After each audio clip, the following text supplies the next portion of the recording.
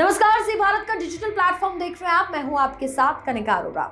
इस वीडियो में हम बात करेंगे हाल में ही सबसे बड़ी खबर की। अमेरिकी राष्ट्रपति ट्रंप ने H-1B वीजा की फीस करीब 10 गुना से भी ज्यादा बढ़ा दी है। हम जानेंगे कि H-1B वीजा क्या है, इस नए नियम का क्या मतलब है, भारत के वो लोग जो इस वीजा का इंतजार कर रहे हैं उन पर क्या असर होगा और आगे की संभावनाएं क्या है। आपको सबसे पहले बताते हैं क्या है H-1B वीजा। H-1B एक नॉन इमिग्रेंट कार्य वीजा है। भारत जैसे देशों के विदेशी पेशेवरों को अमेरिका में नौकरी के अवसर देता है, खासतौर पर टेक्नोलॉजी, इंजीनियरिंग, विज्ञान जैसे क्षेत्रों में। आमतौर पर यह वीजा 3 साल के लिए मिलता है और जरूरत पड़ने पर बढ़कर 6 साल तक भी कर दिया जाता है। ट्रंप का नया फैसला क्या है? वो है फीस में बढ़ोतरी। ट्रंप प्रशासन ने फैसला लिया है कि H-1B वीजा के नए एप्लीकेशन की फीस अब लगभग $1 लाख होगी। भारत में ये राशि लगभग 88 लाख रुपए की होगी। वर्तमान फीस की तुलना देखें तो ये लगभग 10 गुना या उससे भी काफी ज्यादा है।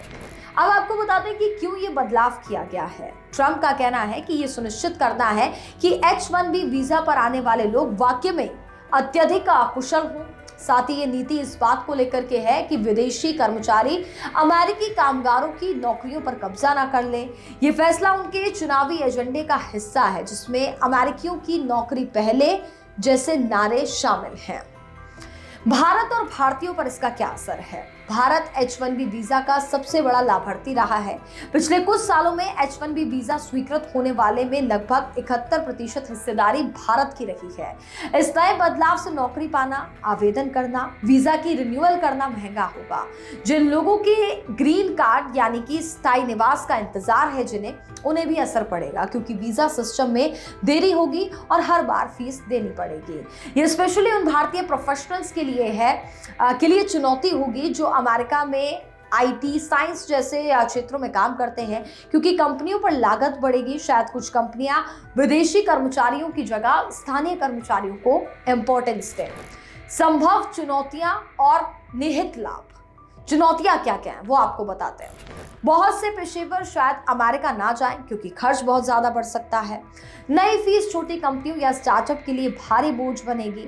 अप्रवासी वर्कर्स की संख्या घट सकती है। कुछ सेक्टरों में हाईली स्किल्ड लोगों की भी कमी हो सकती है। और अब इसके पॉजिटिव पॉइंट्स की बात करते हैं, क्या फायदा होगा। भारत को अवसर, जहां कई भारतीय कंपनियां शिक्षण संस्थानों और R&D लैब्स को बढ़ावा मिल सकता है। विदेश जाने की बजाय प्रतिभाएं भारत में ही काम करना चुन सकती हैं, जिससे भारत में इनोवेशन, स्टार्टअप कल्चर को फायदा हो सकता है। अमेरिका को भी हो सकता है कि टॉप टैलेंट की कमी हो, जिससे नीति में बदलाव करने की जरूरत भी पड़े। आगे क्या हो सकता है? क्या ये नया नियम लंबे समय के लिए रहेगा? विरोध, कानूनी चुनौतियां संभव हैं। कंपनियां शायद वीजा के विकल्प तलाशें।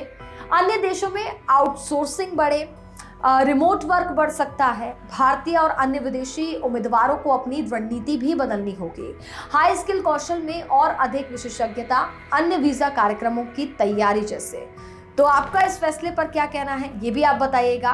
ट्रंप का ये कदम H-1B वीजा को महंगा बनाता है, खासतौर पर भारतीयों के लिए, लेकिन इससे पूरी तरह से दरवाजा बंद नहीं होगा।